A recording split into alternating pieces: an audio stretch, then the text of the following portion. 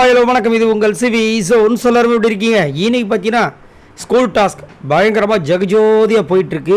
அதில் தமிழுக்கு ஒரு டீச்சரை போட்டாங்க, மாரல் சயின்ஸ்க்கு ஒரு டீச்சரை போட்டாங்க. இன்னும் அமித்துக்கு தான் வந்துட்டு சரியான ஒரு விஷயம் வந்து வரல, அது இனிமேல் தான் வரும் போல இருக்குது. அதில் வந்து தமிழ் டீச்சர் பாடம் எடுக்க ஆரம்பித்தாங்க. அதில் நிறைய விஷயங்கள் சூப்பராக பண்ணாங்க.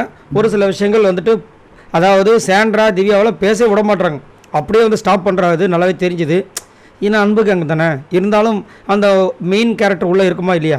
ஸோ அதில் பார்த்தீங்கன்னா இந்த ஒழுக்கம் விருப்பம் தரலாம், ஒழுக்கம் உயிரினும் ஓம்பப்படும் சொல்லிட்டு ஒரு திருக்குறள் இருக்கு. அதை வந்துட்டு இந்த பக்கம் யாரோ சொன்னாங்க. உடனே வந்து அதுக்கு அர்த்தம் என்னன்னு சொல்லுங்கன்னு சொல்லிட்டு கம்பருதனை கேட்டாங்க. கம்பருதன் வந்து அடுத்த குரலை கேட்குறேன்னு சொல்லிட்டு யாகாவராயனும் நாகாக்கான்னு சொல்லிட்டு ஆரம்பித்தார்.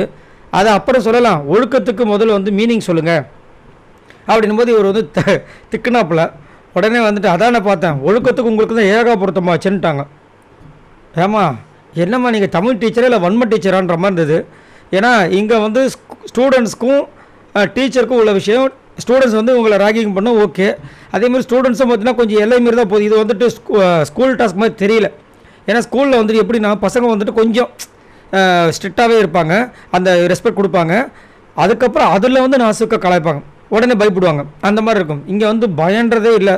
எல்லோரும் வந்துட்டு ஏதோ காலேஜை தாண்டி ஒரு இது இருந்துச்சுன்னா எப்படி இருக்கும், அந்த மாதிரியும் பிரின்சிபலும் கலாய்க்கிற விஷயங்கள் மாதிரிலாம் போயிட்டுருக்கு.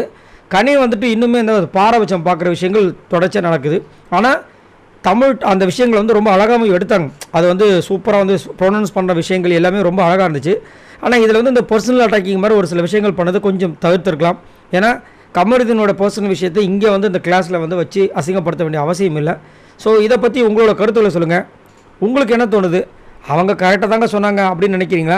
அது இந்த மாதிரி பண்ணியிருக்க கூடாதுன்னு நினைக்கிறீங்களா? மறக்காம கீழே கமெண்ட்ஸ் பண்ணுங்கள். பாய் நண்பர்ல.